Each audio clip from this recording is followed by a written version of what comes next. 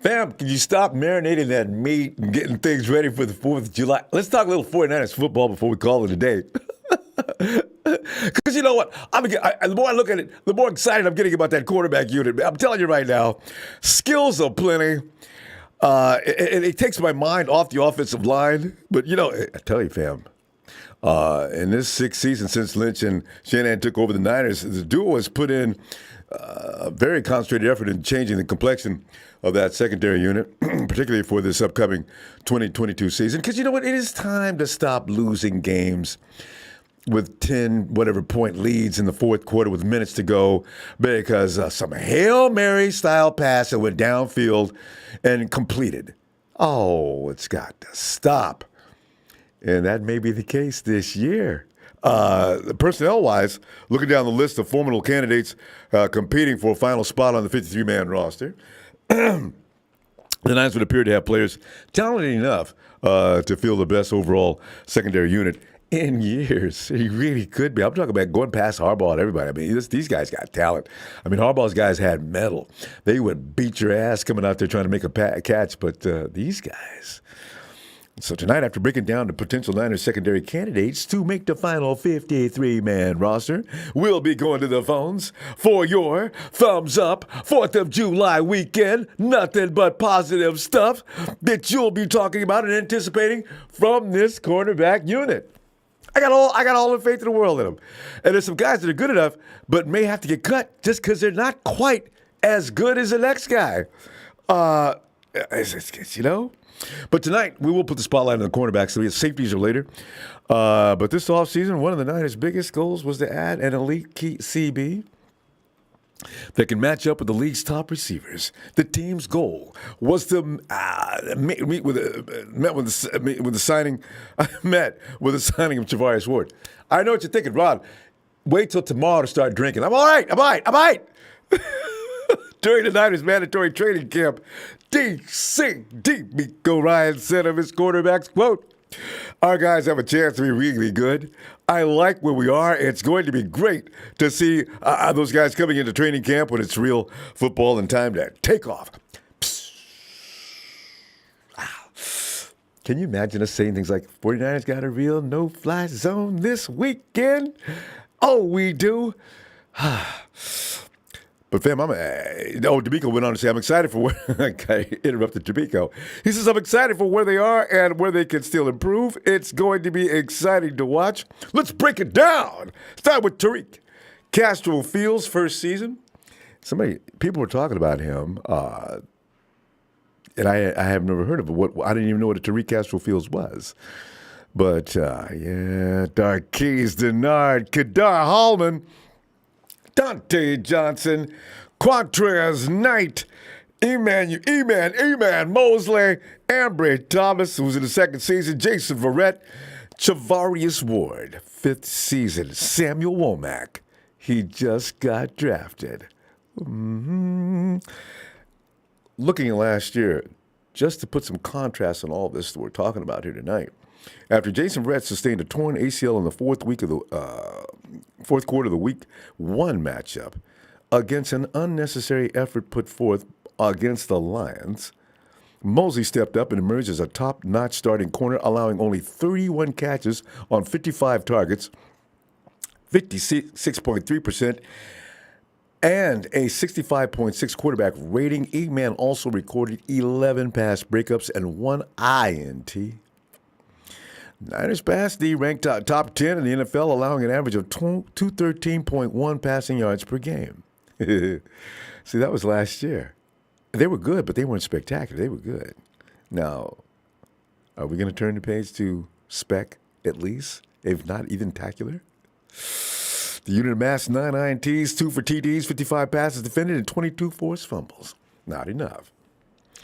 Collectively, the Niners CBs contributed to a 49ers secondary that allowed the 6th lowest yards per reception, average in 2021 9.5, and aided a defense that finished the regular season 3rd in the NFL in yards allowed per game. These are, you know what? This is nothing to be ashamed of, though. Something to write home about? Hell yeah. The Niners weren't bad at all last year, but there was just a little more tightening up they could do. If Jason Verrett plays last year, we wouldn't be having this conversation, I don't think. I think Verrett makes all the difference in the world if he's on the field last year. We would have never discovered Ambry Thomas, most likely, though, because Emmanuel Mosley probably would have kept Ambry Thomas in training pants. Let's break him down. Tariq Castro Fields, he'll be wearing number 36 this year. He's 6 foot. He weighs 197 pounds. He's out of Penn State. And this is when somebody said, Penn State. Who's that? Tariq Castro Fields. You don't know? Hey, Tony, it was you. I think you were the guy telling me about Tariq Castro Fields. Castro Fields was a third, 6th round draft pick. And you know how the 49ers do? 4th, 5th, and 6th round. He was selected by the Niners in this year's draft at that particular spot in the draft. In his 51 collegiate game appearances at Penn State, Castro Fields tallied 130 tackles, 10 tackles for loss, 28 passes defended, 3 INTs, and 1 forced fumble. The man did work.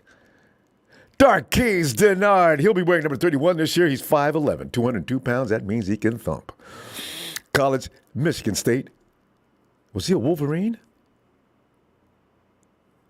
At one time? Ain't Harbaugh? That's Harbaugh's guy, right? Dennard was originally drafted by the Cincinnati Bengals with the 24th overall pick of the 2014 NFL Draft.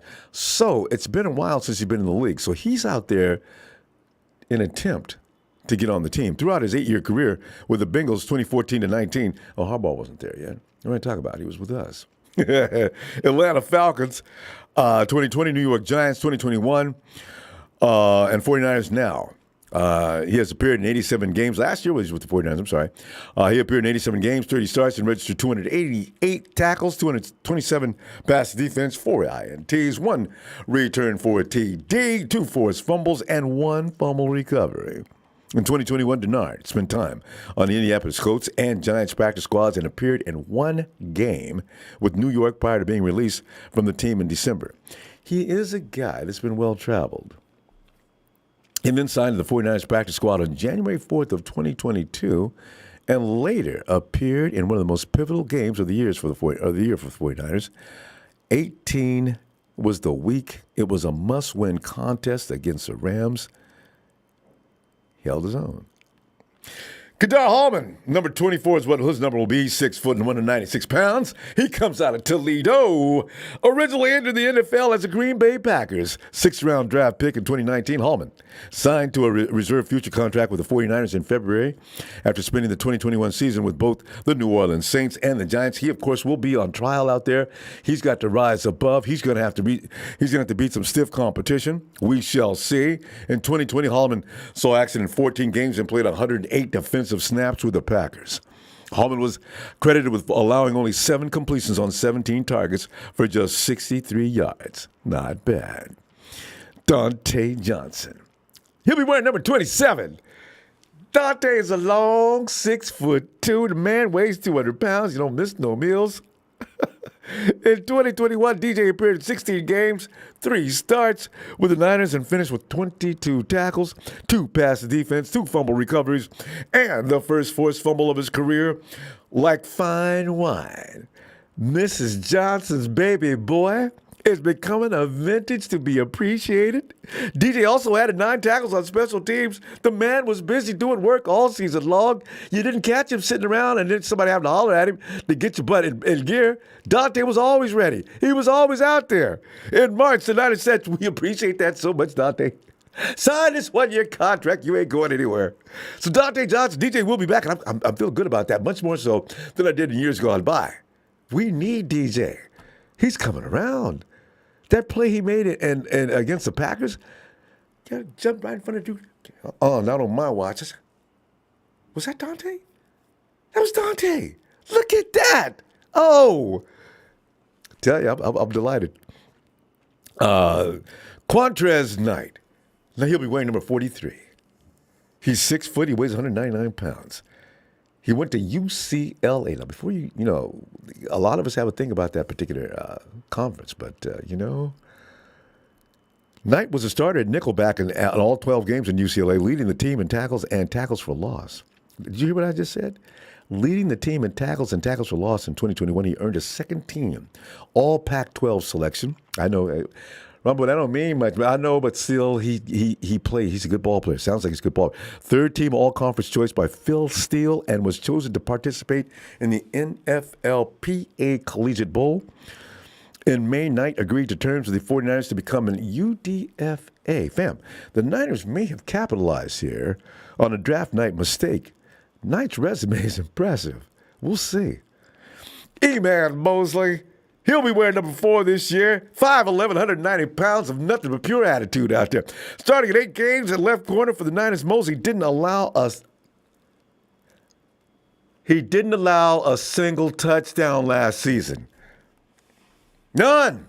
You couldn't get nothing. Now, granted, it may have been because of the people we had on the other side of Mosley, and they didn't throw at Mosley. DC's no, look, kid's got some game. Let's just go the other side. You know, and that's what E-Man also recorded 11 pass breakups and 1 INT. E-Man is entering the final season of his 2-year contract. The Niners expect another top-notch season in 2022. And according to DC D'Amico Ryans, he is prepping up to do just that. He's quoted saying E-Man has done a really good job this entire offseason. See, you know, this is the thing what people do when they get ready to get paid. You know, they look like, oh, man, who is this and where did he come from and what did you do with the last dude? You know? Ambry Thomas, number 20. He made everybody smile toward the end of the season. Did he not? We saw him come in a little slow. But just like that little train that said he could. I think I can. Got better and better each week. And he, 6 foot, 190 pounds of nothing but pure speed. Entering his sophomore campaign, Thomas finished his 2021 rookie season strong. AT started the final 5 games of the regular season and was put to the test in Week 18. I'll never forget it. Where he made a game-winning overtime INT in the playoff clinching finale against the Los Angeles Rams. Looked up and seen him coming as OBJ trotted down the field. Ambry Thomas is in close stride behind. Ambry Thomas makes the catch. Oh, my God. Dude, Thomas. Every week I said, you know, he's always right on top of the play. He just doesn't finish. He finished that night. Yes, he did. DB's coach, Corey Olden, can be quoted saying, AT, he earned that opportunity against the Rams as he kept coming through the season. Once he got up to speed and was playing fast enough and then to play in big games, that was more important than anything for his growth. We definitely feel he's on the rise, unquote. Coach, I couldn't have said it better myself. Jason Verrett, number 2. Height. Jason's 5'10", 188 pounds. Of skills. He's an all-pro. Of course he has skills. I didn't even know that till he got to us, and somebody said he's a Pro Bowl. I says, yeah. I didn't, he wasn't watching the Chargers that much. Yeah, he is. I know now. After suffering an ACL injury in his right knee in last year's opening win, as you know, at Detroit, Verrett has been rehabbing throughout the offseason and during the OTAs. This year, JV started in 13 games for the Niners in 2020, which made us hopeful that he was going to be around. Oh, if he just could have stayed off that list. And that year, he notched 60 total tackles, 2 INTs, and if there's anybody who was delighted that he didn't play in last year, it was DeAndre Hopkins. I have never seen D-Hop get shut down like that. I thought it might have been just one of those things. In the first quarter it happened, I thought maybe Kyler Murray just didn't see him, didn't hit him, for whatever reason, right? That went on for 4 quarters. Nobody misses D-Hop for 4 quarters unless there's something wrong with something other than him. It wasn't Kyler Murray. It wasn't D-Hop. It was, it was just, Verrett just wasn't having it. Man, I was so impressed. And Javarius Ward, number 35, he'll be wearing this year. He's 6'1". He's a little taller than I thought he was. Javarius goes 196 pounds. Javarius was signed by the Cowboys as a UDFA in 2018, but was traded to the Chiefs ahead of the regular season and went on to appear in 13 games. Made a couple of starts. Over his career, Ward has posted 222 total tackles, 3 or 4 loss, 1 sack, 3 quarterback hits, 4 INTs, 29 passes defended, and 1 forced fumble. That doesn't sound like anything crazy special, does it? It isn't. But you know what happened last year? Javarius broke out. In 2021, Ward became just the second player to force a higher tight window target rate of 46.3% than the catch rate he allowed at 44.8% since 2018. That according to Next Gen Stats, who keep track of these things. We may have a baller. The Rock would want him on the show. I'm telling you. This could be special. He's confident and polished. As he says this about himself, I got experience doing everything. I've been in the NFL for 4 years. I've covered inside, outside. I've blitzed a little bit. Whatever this coaching staff wants me to do, I'm going to promise you I'll do it to the best of my ability, and they won't be disappointed. Nor will the fans. Bam, bam, bam. You know what? Next, and this is my child of great expectations, Samuel Womack III. He'll be wearing number 26. He's 5'10", 187 pounds. He's out of Toledo. Womack III was selected by the Niners in that magical 5th round of this year's NFL draft. That's another force I'm looking at. There's something going on with the 5th round and the 49ers. Womack is in the 5th round. Between 2017 and 2021, he tallied 128 tackles, 45 passes defended, 5 INTs. I said 5 INTs, a half a sack, 1 forced fumble, and 1 fumble recovery. The competition for the slot, in my opinion, could be between Womack versus Quantrez Knight as the hoop starts, but whichever one loses that contest, do not let them go to Seattle. Put them on the practice squad. Do whatever you have to do. Keep them on the team. I don't know how many cornerbacks we're keeping, but anybody who can cover the slot, like these two guys, or the resume says on them, don't let either one go, please. Keep them in some capacity. I don't know what. Oh, fam, how you feeling about this unit, the cornerbacks? Let's go to the phones and check you out and see what you got to say about all the MCBs. Hey, Eddie, come on in. Eddie. Eddie, hello. What's up? How you been? Hey, doing great, man. You know, getting ready for the holiday weekend, already in the holiday weekend, having a good time. Couldn't be any better. How you doing? I'm doing good, man. I just want to talk football today. You know, like I've been off of football for a while. Yesterday, I was at a wedding yesterday, you know, and we were talking about how Jimmy Garoppolo is still on the team, and I said to myself, he should have been gone by now. Well, you know, if he wouldn't have got his shoulder operated on, maybe. I don't know. You know, you got to know, Eddie, I don't know that anybody wants to pick up that contract. You know, because they figure the 49ers have already exposed themselves. They got another quarterback. If I'm an owner or whatever, a GM, I'm going to say, what are they going to do? They're going to keep him? And then keep him. You know what, 49ers?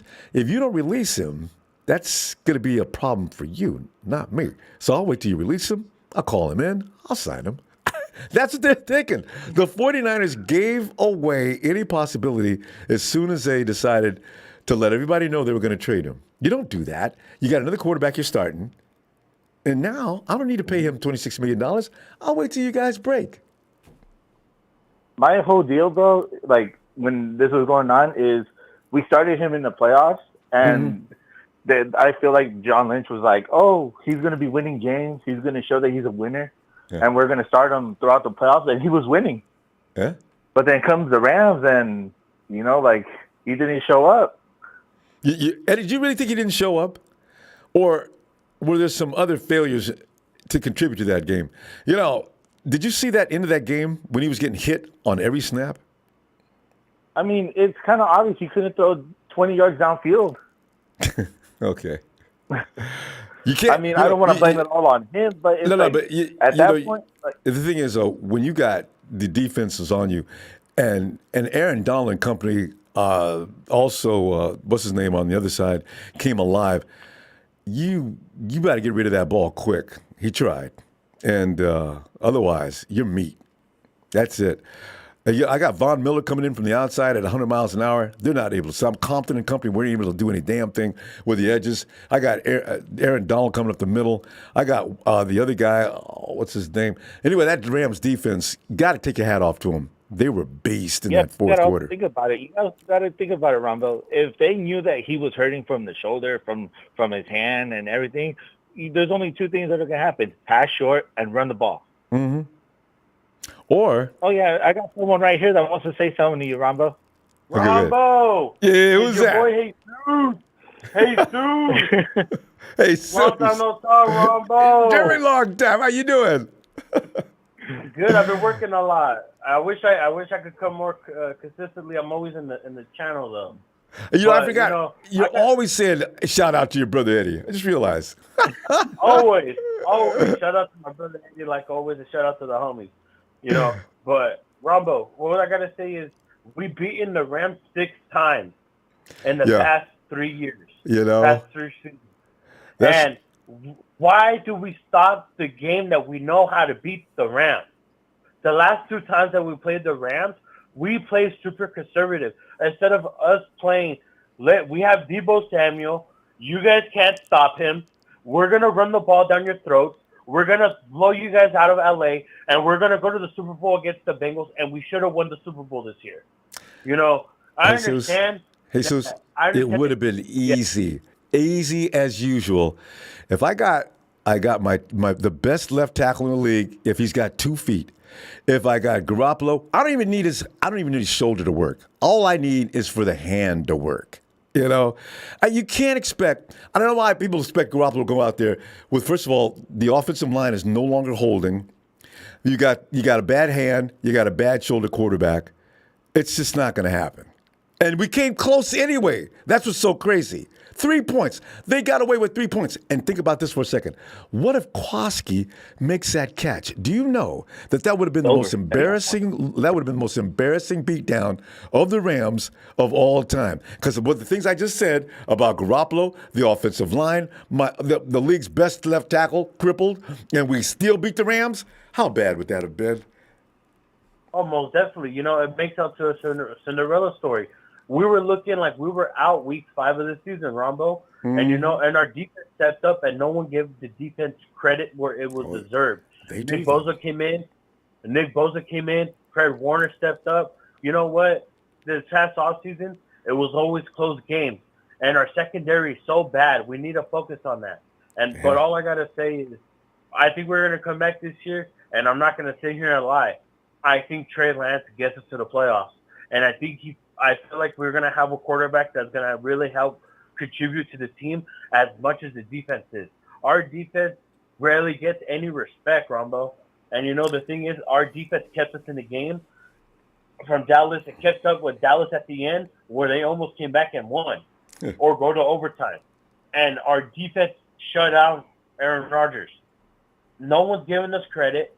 We're blowing out the Rams. We just didn't have a contributor as quarterback for our quarterback, Jimmy Garoppolo. I don't like to bash Jimmy G, but he was hurt, Rombo, and it showed early that, hey, Garoppolo needed to put up as much points as he can because he's not a fourth quarter quarterback. And, I'm sorry, whoever loves Jimmy Garoppolo, I'm glad that he's not going to be our quarterback anymore. And I can finally say that the 49ers are going to go back to the Super Bowl. And it's going to be with Trey Lance because I believe in Trey Lance as our future quarterback, that he's going to open up the playbook way more than Jimmy Garoppolo ever did for us. I don't hate Jimmy Garoppolo, but I just don't want him as a manager. I don't want to see number 10 in the lineup. I want to see number 5. And that's my boy Trey Lance. I think he's going to be the best quarterback that we've seen in a while. Because the last best quarterback I felt like we had was Colin Kaepernick. Anyone could argue with me, but Colin Kaepernick single-handedly destroyed the Packers by himself. Trey Lance needs our defense to help him beat the Packers. I don't care. Anyone could argue with me. Anyone could argue with me. But I'm Jesus. I'm 49er Empire and Ronbo Sports. And I will say that Trey Lance will get us a Super Bowl. Mark my words. I swear. Because I know Trey Lance is ready. I got no argument. I just, We'll see. I hope so. It's not going to be easy. A lot of teams are probably going to take advantage of the fact that he's kind of green, but we'll see. I love the 49ers, Ronbo. That football is my favorite sport. I just want to know how it feels like to win the Super Bowl while I know it. Because the 49ers have won the Super Bowl in my lifetime, and it was against the Chargers. But I was a couple months born only. So I want to see the 49ers number 6. I want to see that, Ronbo. I want to see that. Everybody does. But it's a long season from beginning to end. The biggest problem we have, and it's been that way every year since Shanahan's arrived, is probably injuries. Everything else, if the 49ers ever stayed fully healthy, I think we'd have 2 rings by now. I really do. I know we would have had There's no way the 49ers were going to win the Super Bowl last year if it wasn't for injuries. Like I said, I got Garoppolo banged up to crap. I got Trent Williams down there. He's all banged up. He can't even use one. He was limping down the line of scrimmage one time. I said, oh, Jesus. And I knew that was going to be a miracle, but I was hoping. So, now if they could get to the playoffs healthy, yeah, they'll probably win. Oh, for sure. We're going to be healthy this year, Ronbo. This year, we're going to show Deebo Samuel's not just the only 49er that plays offensive football. We're going to get George Kittle back in the lineup, and we're going to get Brian and Ayuk to be established receiver by the time that his payday comes, because I know that he's not going to be a 49er forever. He's going to help us get a first-round pick, because, we can't keep everyone on offense. That's just the way it is. It's either we let go of George Kittle with Brian and Ayuk. No, you keep George Kittle because he's the best tight end. You keep Deebo Samuel because he's the best wideout receiver. And, we have Trent Williams locked in. We just need. I mean, if we would have let go of Jimmy a long time ago, we could have signed more free agents to help us out. We need an offensive line, Ronbo. Our offensive line needs to show up every single week. It's not, hey, let's get this guy because he's healthy because our starter's banged up. I want to see what Aaron Banks could do, and I want to know who's going to play our center. And, I'm just ready for this year's football because I know that the 49ers are going to be a different team. We just need help in secondary, but our defense. Oh, preseason starts of the month, baby. You know what I'm saying? Kind of 3 weeks actually. This is like almost 3 weeks in a couple of days. No, 3 weeks in one day. Yeah. So yeah, we'll get there. 2 days. Anyway, well, guys, great to hear from you both at the same time. I don't think we've ever done this. You just one or the other, but never both. So, guys, have a great 4th of July weekend. Super One special today, Ronbo. Super One special. Super One special, Ronbo. You have Eddie the Goat open here, and you have Jesus, the one that runs the chat. Yeah, we've just been busy lately, Ronbo. We'll be on here talking shit to everyone in the chat. All right. Good. Because the Rams have been running. Rams been running like Cadillac on us, man. The dudes be in here like running the place and talking. The parade, there was nobody there. I saw the parade. There was nobody there. They get battles, but we need to get numbers on them. Just dominate because you guys know what ready to go is, right? Rambo, why do you think Patrick Mahomes not in here no more? Because I keep him out of here. He handed him his butt. I call him out. You know what I'm saying? Everyone. We keep all the Raiders out of this chat. We keep everyone out. You understand? And Texas boy makes. There's the Empire in here. They say, "Oh shit, we can't mess with them." They'll be blocking us. Or they'll be blocking us, hiding from us. Especially you, Texas girl. Hey, that's right. I'm calling you out, Texas girl. Unblock me and try to talk football. Yeah, where the Cowboys at? Where the Cowboys at? And they know too. That's Dak Prescott. Hey, Dak, when you got the ball in the middle of a heated moment, what do? Snap the ball? Yeah, snap the ball. All right, Dak, you take 2 points off him right now. Game over. 49ers win. This Cowboy, hey, we beat the Cowboys like we always have when it mattered. You know what I'm saying? The Cowboys can't mess with us when we're good. They know. Look at that. They're in the weak NFC, bro. NFC East, bro. NFC East is elite. NFC East. We gotta go, guys. I'll hopefully can we I'll get a see Niners one time, Ronbo? Can we get a Niners? Of course you can. Are you ready? Niners!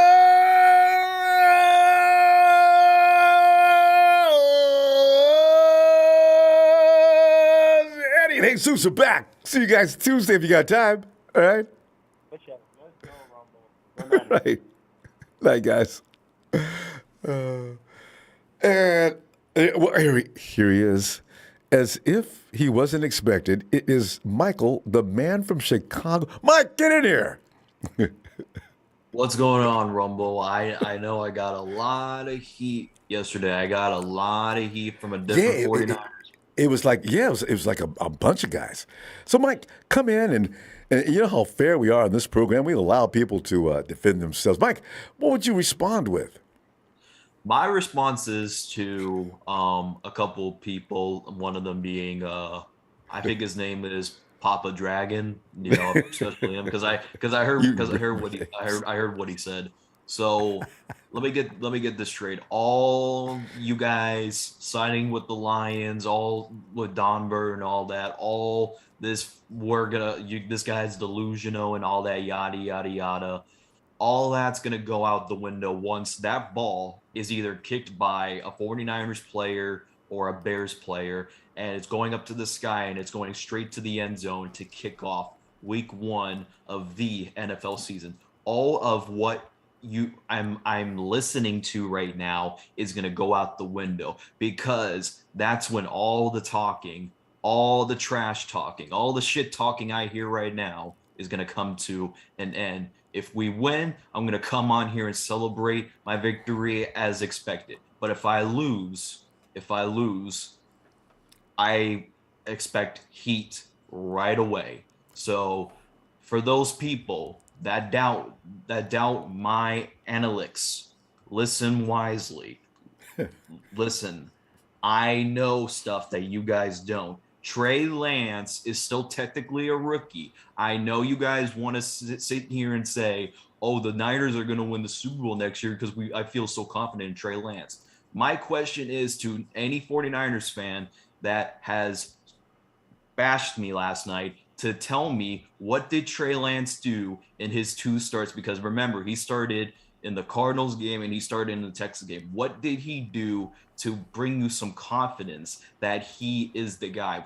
Because from what I could tell, I can name you a bunch of plays from Justin Fields that made me say, wow, he's the guy. That's it. And that was one of them. Anybody who calls in tonight, you remember that question?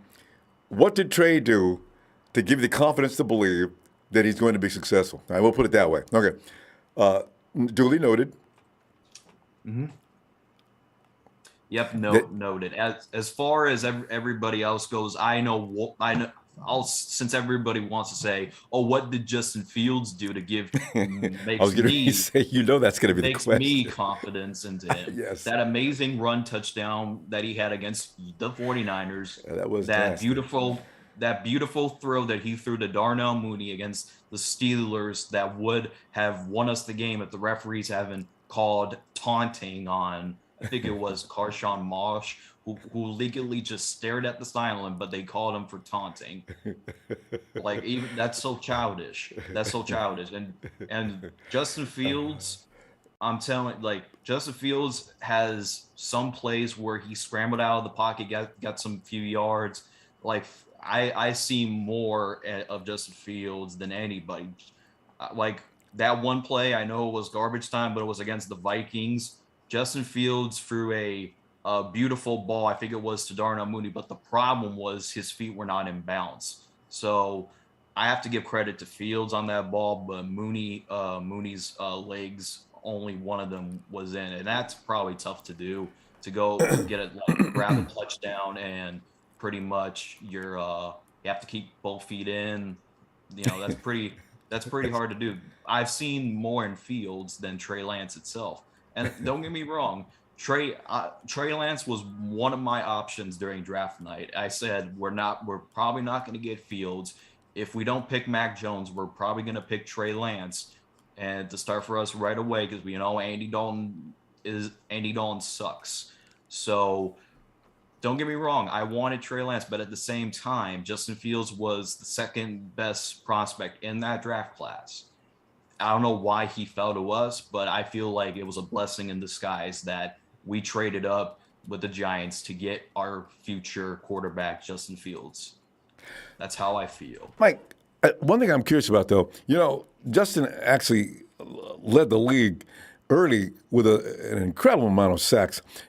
Is that something that you look to or are expecting to improve?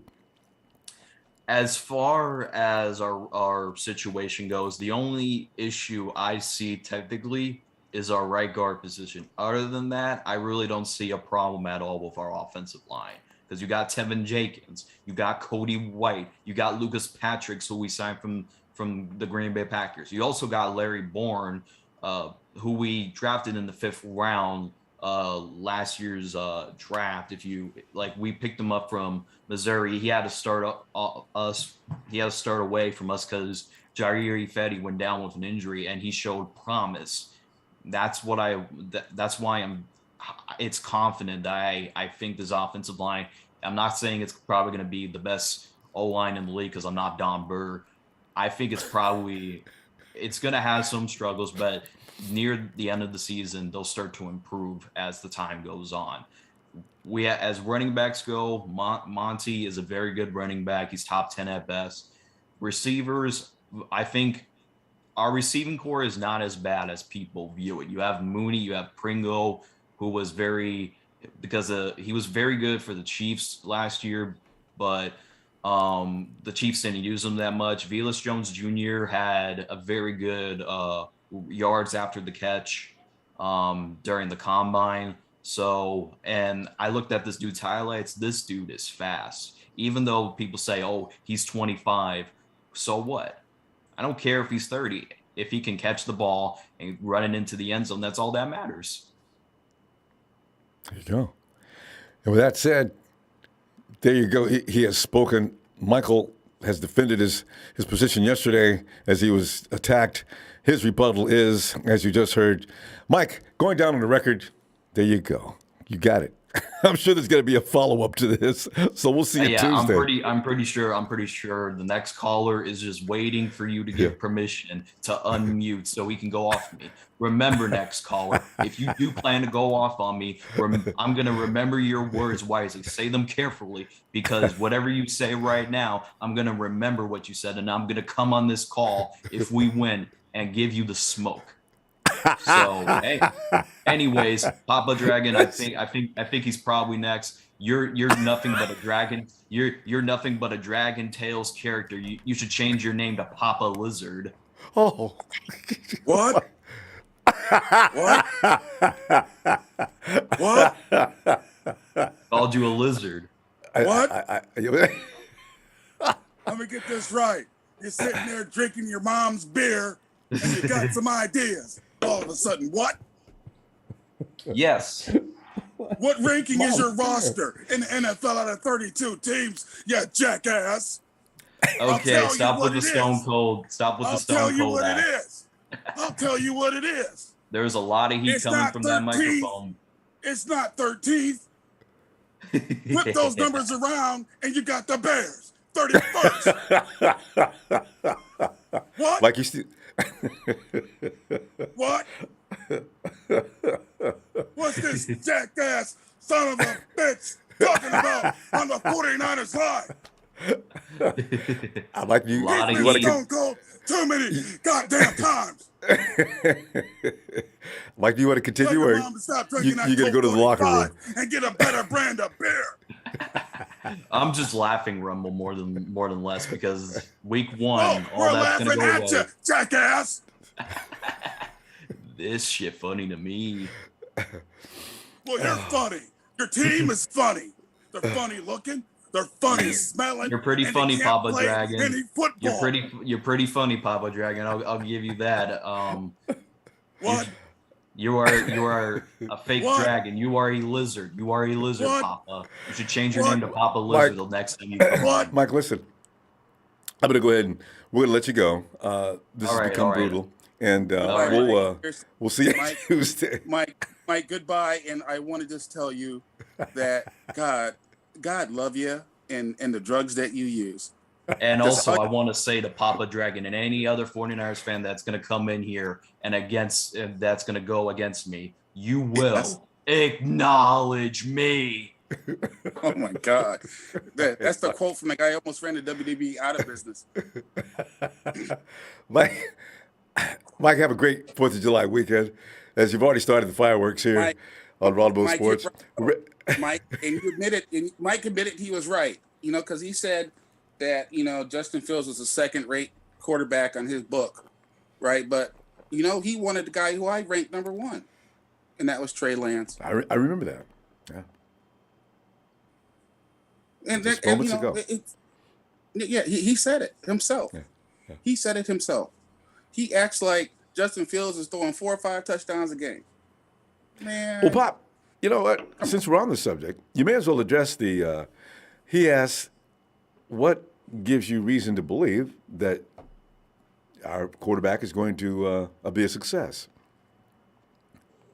Well, I got a couple people who are vouching for him right now, and one of the main ones, most recently, it was Jerry Rice. I don't see no Bears veterans vouching for Justin Fields. Ooh, and you know what? Name a great Bears receiver. You got to think about it a minute. Oh God! I think the best receiver they ever had was Brandon Marshall. Yeah, I was going to say Brandon Marshall. Brandon Marshall's a very outspoken guy. I'm surprised he hasn't said anything. Of course, he left it. I think he left Chicago in a huff. That's what I'm saying. That's the whole point. The whole point is, you got Steve Young up on the TED Talk, and he's talking glowingly about Trey Lance. And he's not talking about how fast he can run or how great his arm is. He's talking about Trey Lance is a great processor of the football game. That's what Steve Young said. And it's a good thing he said that, too, because too much has been said about his athleticism. Yeah, but no one's not saying that. No one's saying nothing about what's above his neck. No one is. But Jerry is. But Steve Young is.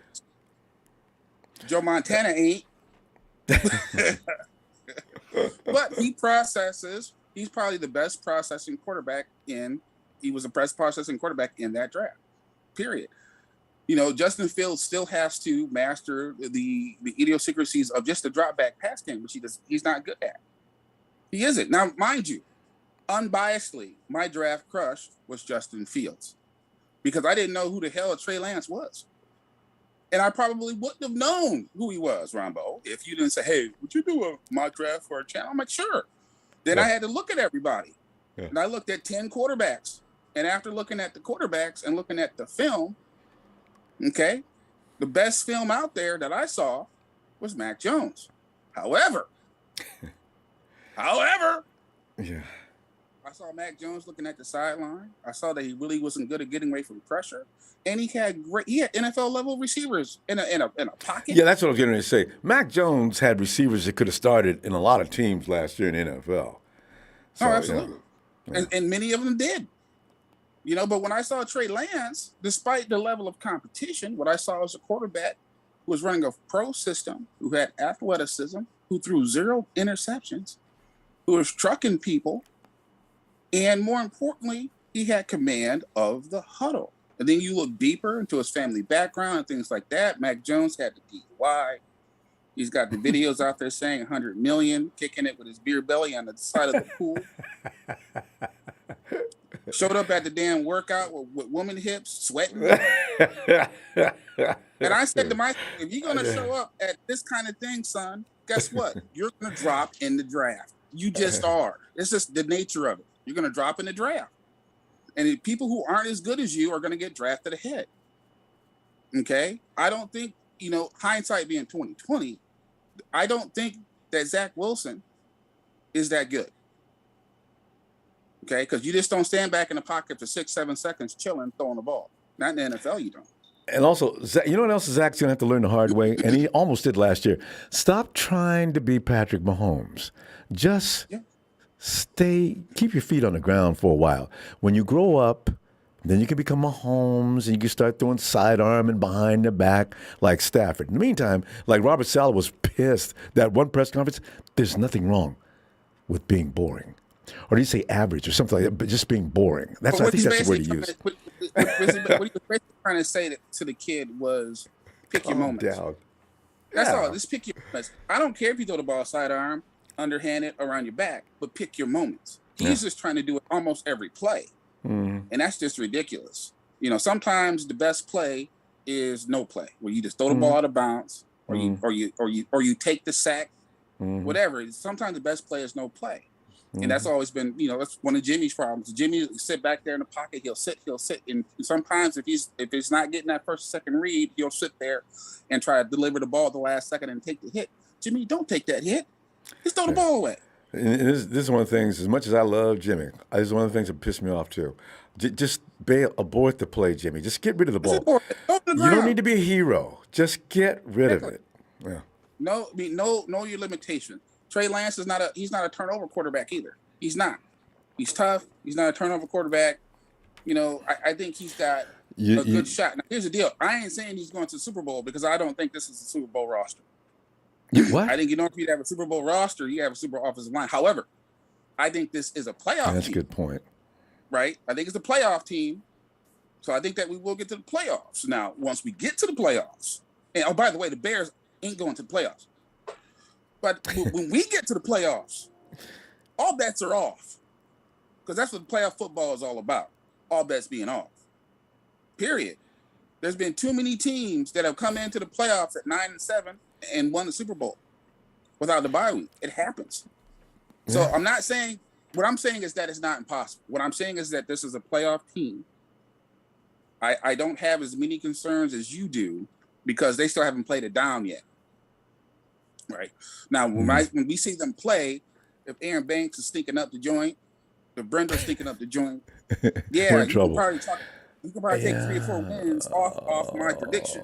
Yeah, but if they're solid, they're solid. I'm not saying Pro Bowl. I'm saying if they're solid, if they are at the level of Brunskill or better, we're in good shape. Because again, the 49ers have something that a lot of teams don't have, and that is a running game, period. We have a tight end. We have a fullback that will knock your damn head off. Because guess what? You're running out there with 220-pound, 215-pound linebackers. Okay? Juice, Kittle, Debo, these boys will knock your head off in the run game. Okay? It's not fun to play the 49ers. Trust me, it's going to be the same thing as last year. Same thing. They're going to get in the playoffs, and ain't nobody going to be happy to see them coming. Because they know that's going to be an ice them up sun game. You're going to be getting ice up after you play the 49ers. And that's what I love about this team, is that you have to play physical. You have to rise up. Otherwise, you're going to get beat down. And I truly believe we're going to be in good shape. Oh, yeah. And you got the combination of something you haven't seen in a long time in the NFL. It's finesse and smash mouth. The 49ers do a lot of things with a lot of elegance and a lot of style. And yet when they get there, there's explosions on that impact. At the point of impact, even at the offensive line, is crazy. Yes, sir. So, and don't think for a hot second that we get into the damn playoffs and Debo's like, give me the ball. Don't think for a hot second that don't happen. Yeah. I look forward to it. Because it's possible. It's very well possible that once you get to the playoffs, again, all bets are off. It's a new season. All bets are off. And just think about it this way, Ronbo. Think about it this way. We were so beat up in an NFC Championship game that it wasn't funny. But we only lost by 3 points. That's it. The Rams, I told you, they know they escaped. They know they escaped. And blew, and again, Ronbo, we blew another 4-quarter lead. Yeah. You see what I'm saying? So, again, all of it ain't on the players. You know, I don't know if Shanahan needs to pass the clipboard to somebody else. Let his dad call the plays. He called plays for us last time he won a Super Bowl. Get Big Mike down there, call plays in the fourth quarter. You know, though, I still think I can't blame the coaching staff this time because the ball hit Kowalski with his feet firmly. His feet were set apart. He was standing right there. He was looking up. The ball hit him right in the chest. And somehow it squished out. Now, if Kowalski gets that, he runs the ball back to I don't know what yard line. There's 7, 8 minutes left.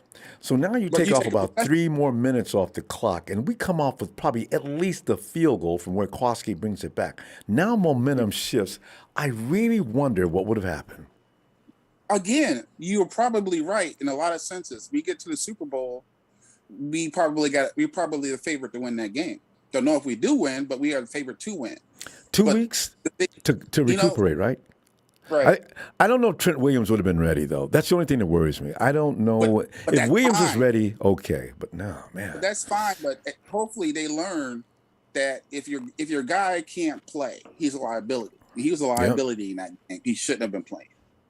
If he doesn't play, for example, maybe that 3 points, that 3-point win doesn't happen. You see what I'm saying? Yeah. But there are a lot of plays that he gave up on that left side that he normally does not give up. And guess what? That's Jimmy G's blind side.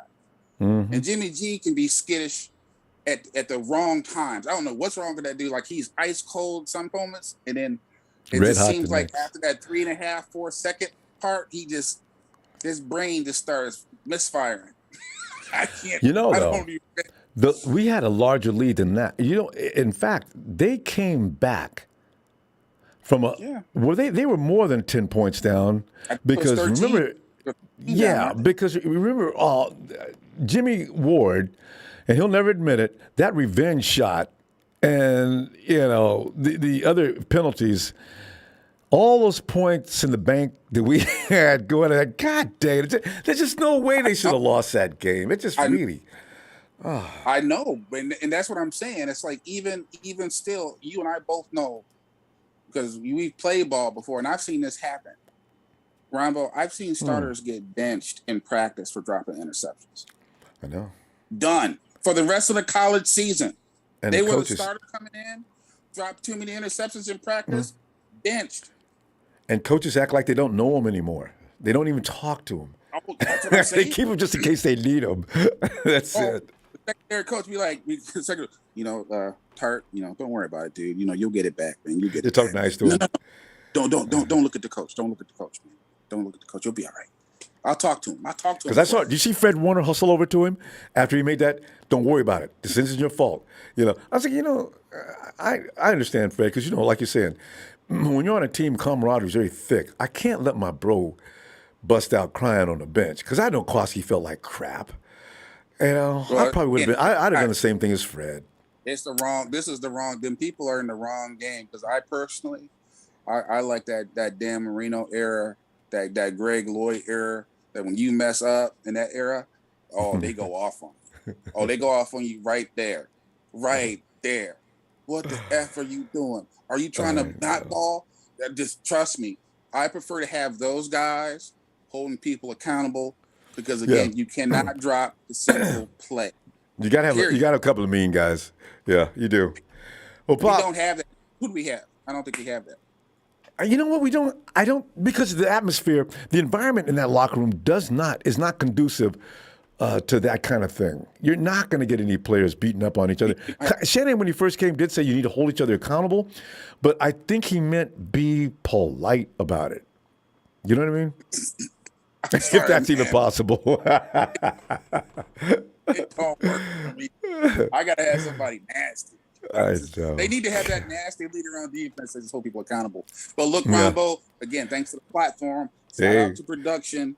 Shout out to production now. I love you guys over in production. And again, please like and subscribe to Ronbo Sports. And Mike, I got 2 words for you. Suck it.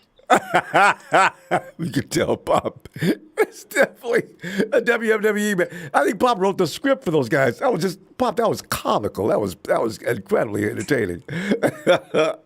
We'll see you. We'll see you Tuesday. All right. Later. God, poor Mike. I actually felt sorry for him at some point. Papa just beating him all up. Alice! Oh.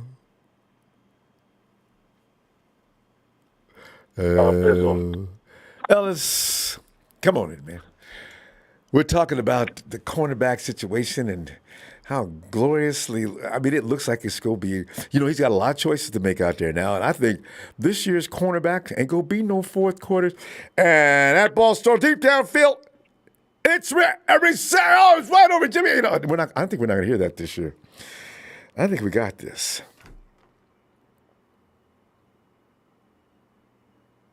Ellis? Sounds good. That sounds good. I'm here. Yeah, because if Jason Verrett does get well enough to play, I got all the faith in the world in Ambry Thomas. In fact, I got Ambry Thomas competing between him and possibly E-Man, because Javarius has to play. He didn't got paid too much money, right? But that competition for the other side, we cannot assume anything just yet.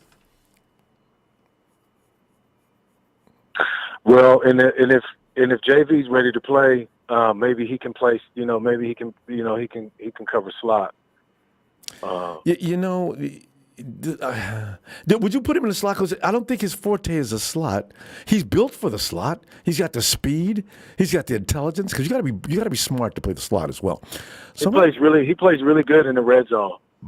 He plays really good in the red zone. Remember he got the interception. He covered Jimmy's ass. Yeah. Yep. So he plays really good in close coverage. In short field. So I mean, I just so he's on the field and we got our best players playing. Yeah, I mean, I would do that and just rotate him and just utilize keep our best players on the field as much as fucking possible. That's what I'm talking about. I got you. That's always been the past history anyway. Always get the best players on the field. Yeah. Well, sometimes but that doesn't always end up happening. I.e. Josh Norman. But anyway, I was getting ready to mention him. I don't talk about him anymore because I said, you know what? For Josh, we could have been so much better of a team if he'd have been a little bit like Josh Norman used to be. Yeah. Hopefully, I don't know what's going on with Diamondor Lenore, but it sounded like his job could potentially be in jeopardy. He might not, maybe he's a cut candidate. Yeah. Which would be unfortunate, for him because it's real early. His career won't be over or anything like that. I think he's still got potential, but he's I don't know what happened. It went from one level to another, looking good, and then it's his foot speed. He gets beat. That's why Richard Sherman was working with him for a while and probably trying to teach him how to play that position. And still, you lack the foot speed, but you got to have some other things you can do, and you can be every bit as effective. There are people who have that I consider that a gift when I was playing ball for guys who can anticipate like that, who know where the ball is going, who know how to look at the quarterback. They look at the line. These guys can look at the huddle from a distance and know it's coming out. That kind of guy. Remember, that's why Diamondor. I don't know if he has that gift, but we'll see. Yeah. Sherman shouldn't have been training him either because he doesn't have the feet either. So that's probably why, because Sherman had the same problem. Yeah, slow feet don't eat.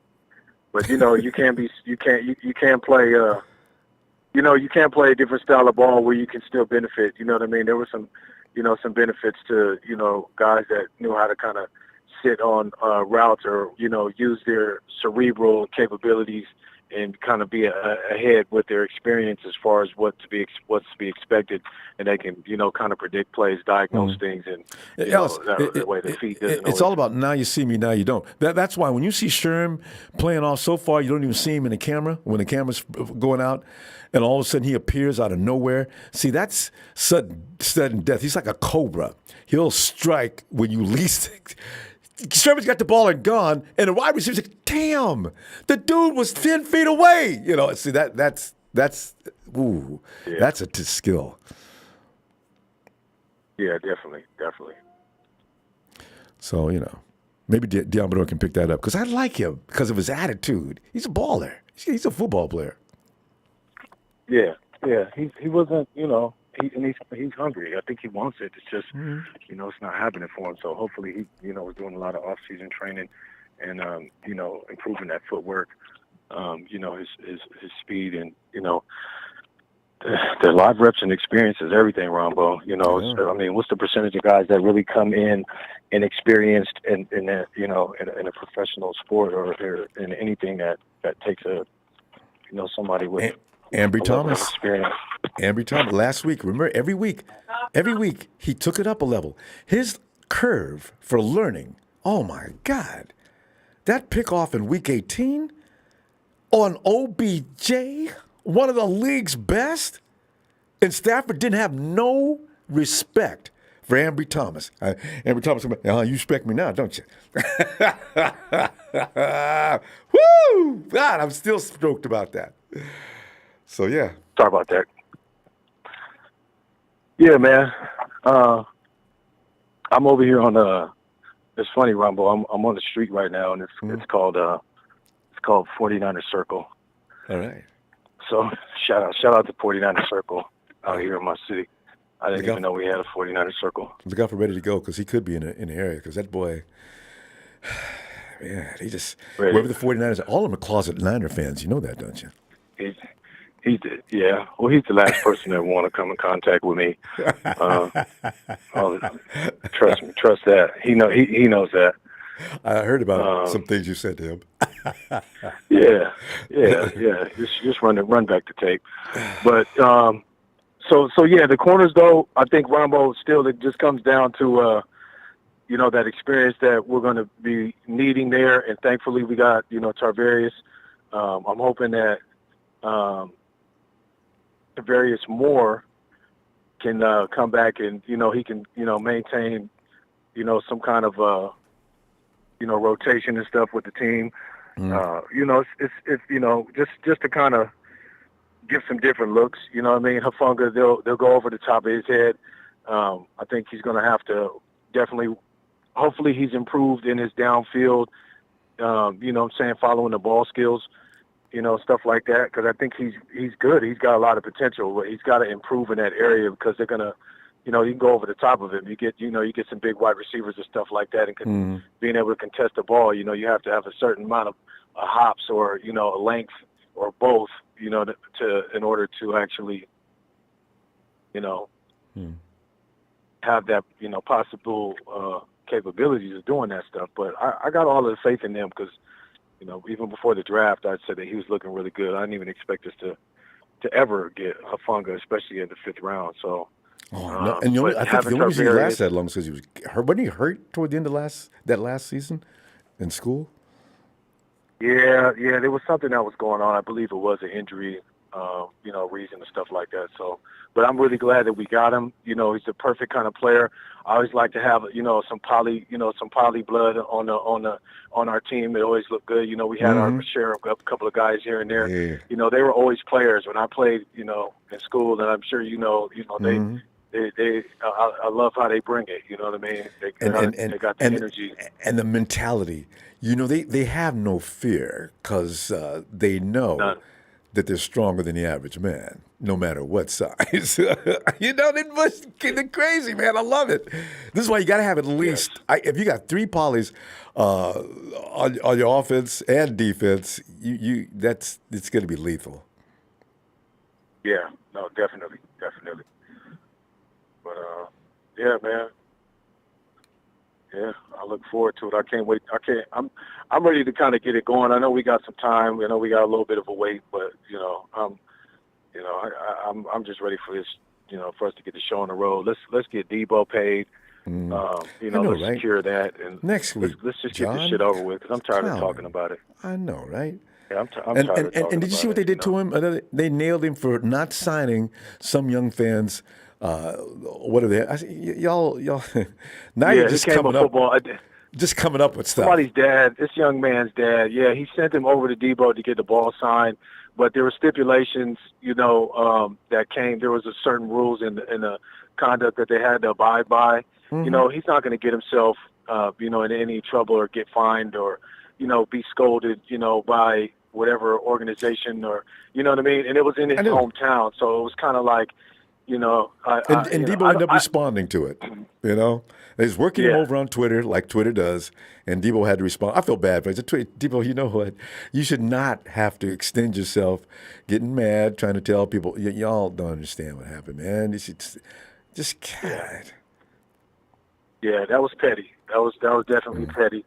And, I think that guy may have done that on purpose, and that was just stupid for him to use his son, to do that kind of, stuff, and then turn around and try to, send it around so that Debo could get some heat. But, Debo's been disgruntled, and he's trying to play hardball and stuff like that. So, You know, he's kind of made himself a little bit of a target in certain ways. So it's kind of it's kind of per his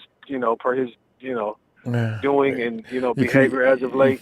But it's not justifiable it's not justifiable for the guy to go out of his way and do that kind of shit. You know what I mean? And publicize it and try to make a big deal out of it. I know. You know, he's we not got on to the go. headline, We're going to go, Ellis. I'll look for you Tuesday, though, and let's see what develops between now and then. Maybe everybody's dream will come true. They're talking about, is Jimmy gets physical? Did Jimmy gets physical? People, that's so funny. When Jimmy gets physical, it doesn't mean he's leaving that day. But maybe another couple of weeks afterward. Yeah. I don't know. We'll see. But anyway. Yeah, man. Did DK get paid yet? He's the last. Is it him and Debo that's the last of the Mohicans? I don't know what's going on with DK. He's not saying much. We'll see. I don't know. Yeah. So because what I think would be kind of crazy is to see him get more money than AJ Brown, and maybe he should get he shouldn't get more money than Debo. So Debo will probably be pissed if he gets paid and then DK gets paid. He gets paid more than everybody. I don't know if Seattle's got that kind of money right now, but they should because they don't have any quarterbacks. They got. Right. We gotta but go. Anyway, peace and love. Indeed. Yeah. Right, peace and love, family. Make sure you hit the like and subscribe, man. Y'all wipe your feet, man. And peace and love, brother Ronbo. Thank you as always for the platform. I'll out of the squad too. All right, Phil. See you Tuesday. Yes, sir. Peace. Oh, God. Oh, and happy 4th to everybody. Yes. And Detroit's worse than everybody. Hey, Sir Garcia, what's up? Hey, let's go check out Tony. Hey, Tony.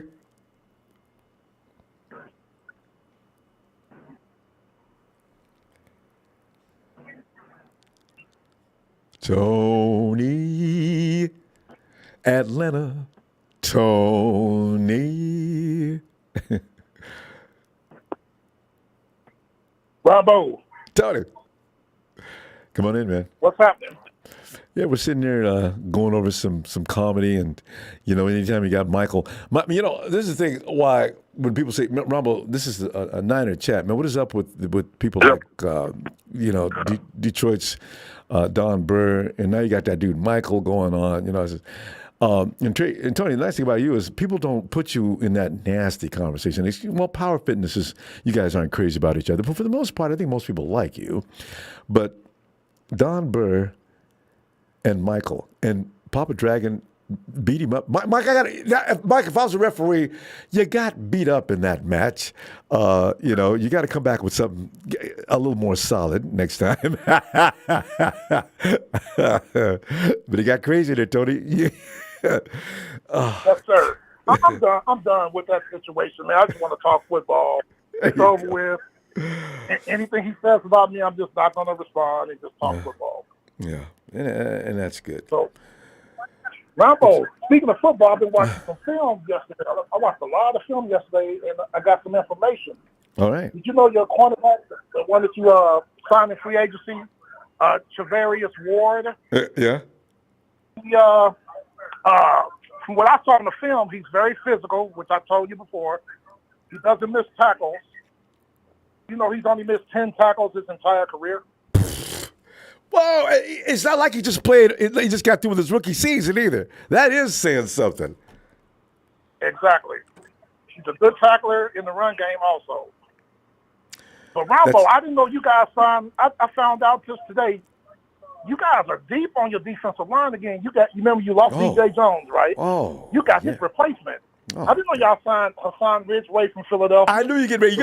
Watch him get ready. He's getting ready to mention Ridgeway. Ridgeway was one of the first guys they signed coming into the offseason. Yes. Yeah. I watched film of him too. I like that monstrous man. Yeah. I think he had like 4.5 sacks too, as a reserve.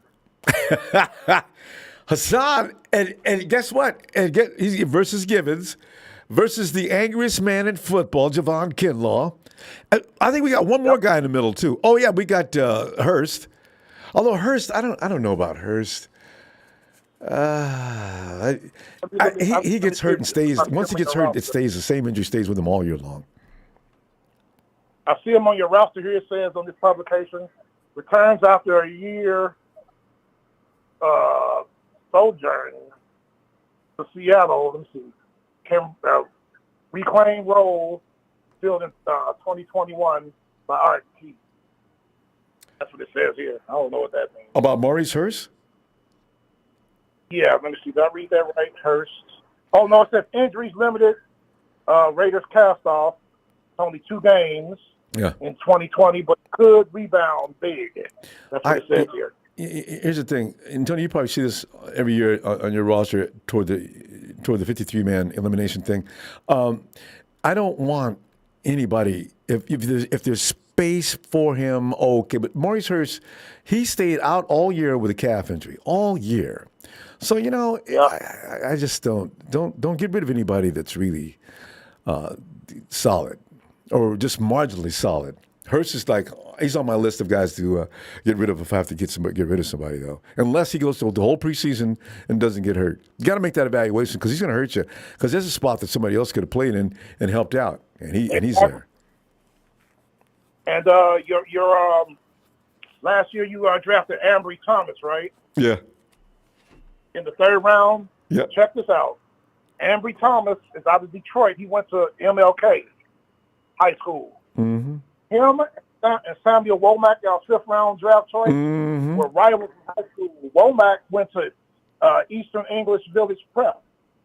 And they worked out together in high school a couple of times. Now they're teammates.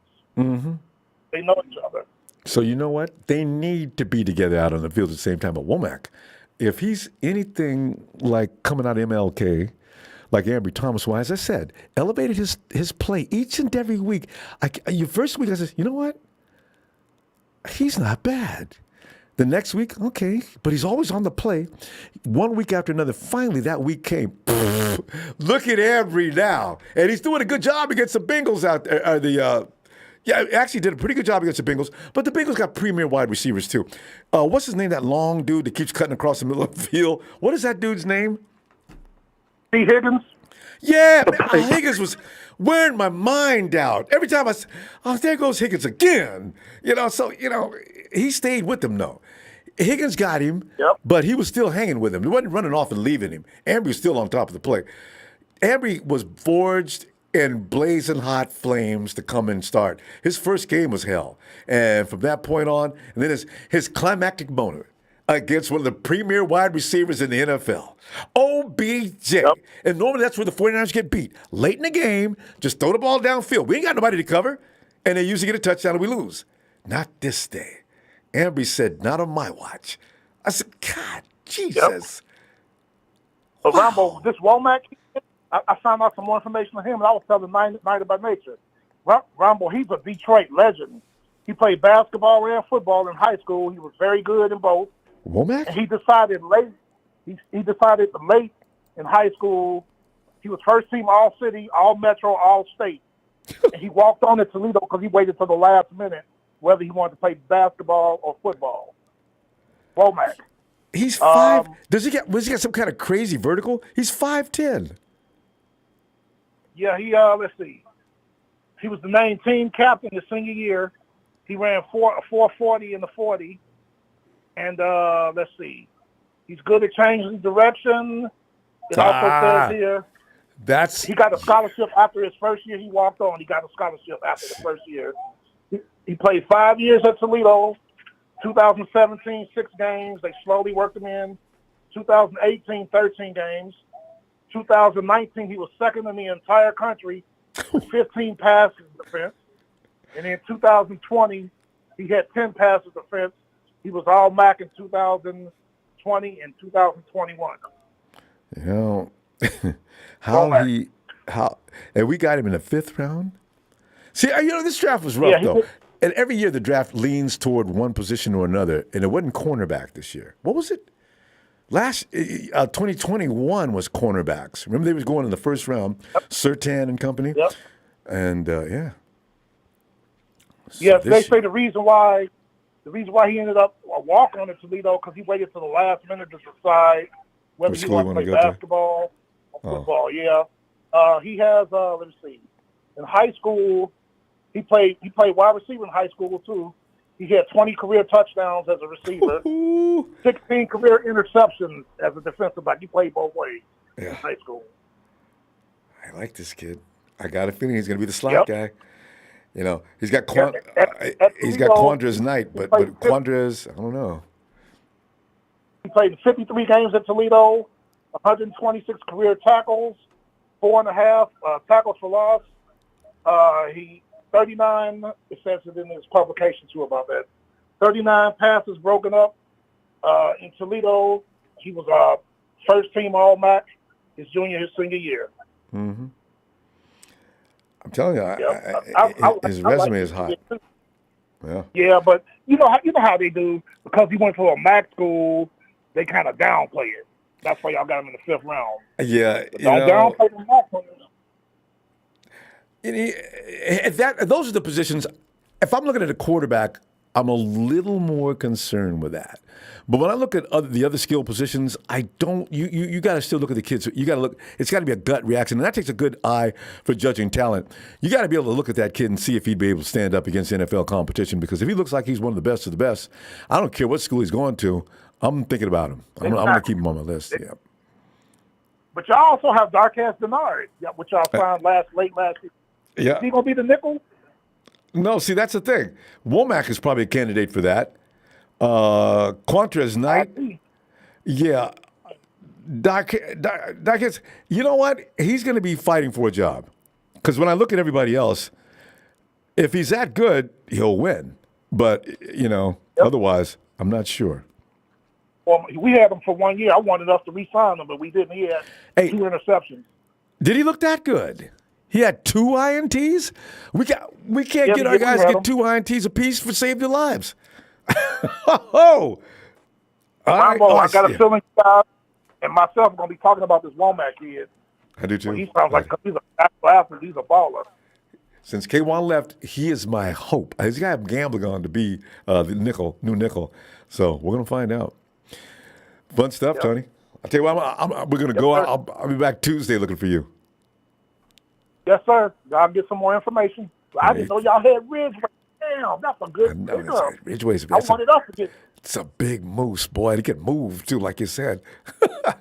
But I doubt. And I already like our defensive ends, Jordan Willis and what's my man's name? Charles O'Menihue, which I wanted up to draft. Oh, man. I'm a huge O'Menihue fan. Man, that dude, he didn't have much training with us last year. He's got it now. I can't wait to. He's another guy that might take somebody's job. Arden Key left thinking you hurt us. If Arden Key think you hurt her feelings by leaving, you got another thing coming. I bet you we're going to be just fine. Yes, sir. Yes, sir. Don't sleep on Jordan Willis either. No, no. Willis he's still a hero from that Green Bay game. All right, Tony. Tuesday, sir. Looking forward to it. Have a great night. Yes, happy 4th of July weekend. All right. Same to you and your family. Thanks, Tony. I mean, hey, Charles. We tried to get Charles yesterday. See if we can get Charles today. Charles. What's going on, Ronbo? Charles, you looked at me yesterday. Huh? I know, man. Yesterday was your birthday, and I was trying to. So I waited 2 hours to talk to you, and then I got a very important phone call I had to take. Oh yeah, we gotta do that. Yeah, no anger from me. Appreciate that, Charles. Happy birthday. I was hoping you'd send me over a fish sandwich, but it's okay. It makes sure it's catfish. People don't understand. I don't care what people say about catfish. Ronbo, man, you country fool, man. Catfish, bottom feeding fish, man. It's just better quality fish. Look, let me tell you one thing. When you fry catfish, there's nothing more tender or more tasty than catfish. And ain't no bones in the way, okay? I got no shame about that. We're talking about the secondary. Yeah, cornerbacks in particular. Yeah, the person that in our secondary I'm really intrigued about is the rookie Tariq Castro Fields. Yes, tell me about it, because there's been a few people talked about him and not following college football. Only his name, I said, okay, who is he? Tell me what they talked about. Who is he? He reminds me of Richard Sherman a bit. He's just kind of I think he's got a lot of straight line speed. He's not really good going left and right, side to side. But he's really tough, and he's got a lot of straight line speed, and I think he's got some good awareness too. But then I like also Tavares Ward. Excuse me, Tavares Moore. I can't wait to see him. Oh yeah, how he's You know, doing from that injury? Yeah, because Yeah. last time he played, we saw him in the Super Bowl, and so you know, he got And he did a injured good after job that. too. Yeah, he did a really good job. So I can't wait to see him. And I think that's the reason why they let the strong Kowalski. safety go. Yeah, Kowalski. they let him go because we got Tavares Ward and Moore. He's coming back. So you know, those two, Ambry Thomas, you know, I'm still out on him. I'm not really sold on You're him. not sold on him yet? I love that interception that he got. You know, It was a lot to ask of him to grow like he did, though, Charles. yeah. You know, he's Oh, not yeah. through developing. Oh, yeah. I think he's just scraping the surface of what he can do because he learned a lot But when each he and made- every week. But when he made that pick, oh my God. Oh my God. That was goosebumps for days. Whoa! Oh my God. And he went Unbelievable. way up to get that perfectly timed. I know. Damn. And he knew. And you know, it's one thing when you know when you know the bully is coming to you to pick on you, and you're like, you know what, this time I'm gonna knock your behind out. You've been picking on me the whole, you know, for the past few months. I'm gonna knock your behind out this time. And so that's what he did, man. He caught that interception, and he earned a whole lot of respect from us, the fans, and his teammates. Oh yeah. Yes. Yeah. Because remember, Charles, he had been right on the ball several times in the weeks before. He was right on the play, but just couldn't finish, couldn't close. He had INTs, bounced off his arms, his chest or something, and out of bounds. But it was still a high, the amount of difficulty on it was really high. And he still was on it, though. And this time, no, he did it right. Oh, yeah. Yeah, so I'm really looking at this list. I'm looking at it right now. I'm really encouraged. You know, we got some youth. We got a lot of inexperience. But, you know, having Javaris Ward, you know, it gives me some... E-Man Mosley, too. It gives me some ease. Yeah, and Mosley. You know, they give me some ease. So I'm, you know, and then we getting Jason Verrett back. You know, if he comes in healthy, you know, we got... Yeah, what capacity? I wonder what he's feeling like. Is that leg okay? Yeah. He got hurt early in the season.